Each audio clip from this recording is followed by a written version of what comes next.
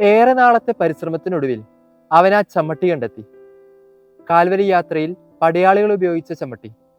അവൻ അതിനോട് ചോദിച്ചു, ഇത്രമാത്രം ക്രിസ്തുവിനെ വേദനിപ്പിച്ചിട്ട് നിനക്കെങ്ങനെ മനസമാധാനത്തോടെ ഇരിക്കാൻ സാധിക്കുന്നു?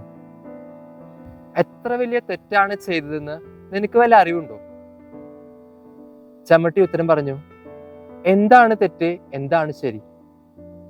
ഞാൻ എൻ്റെ കടമ നിറവേറ്റി. മറ്റുള്ളവരെ വേദനിപ്പിക്കാൻ വേണ്ടിയിട്ടാണ് മനുഷ്യർ എനിക്ക് രൂപം നൽകിയിരിക്കുന്നത്. നിശബ്ദനായിരുന്ന അവനോട് ചമ്മട്ടി മറിച്ചൊരു ചോദ്യം ചോദിച്ചു, ഇത്ര ദൂരം എന്നെ അന്വേഷിച്ചു വന്ന നിനക്ക് എൻ്റെ സഹായം വല്ലതും വേണോ? ഒന്ന് ആലോചിച്ചിട്ട് അവൻ പറഞ്ഞു, എനിക്ക് നിന്റെ സഹായം ആവശ്യമുണ്ട്. പക്ഷേ അതൊരിക്കലും മറ്റുള്ളവരെ വേദനിപ്പിക്കാനല്ല, മറിച്ച് എൻ്റെ ദേവാലയം വൃത്തിയാക്കാൻ, അനാവശ്യമായി അവിടെ കടന്നുകൂടിയിരിക്കുന്ന കച്ചവടക്കാരെ പുറത്താക്കാൻ. ഈ നോമ്പുകാലം നമ്മുടെ ഹൃദയമാകുന്ന ദേവാലയം വൃത്തിയാക്കാനായിട്ട് നമുക്കും ഒരു ചമ്മട്ടി എടുക്കാം.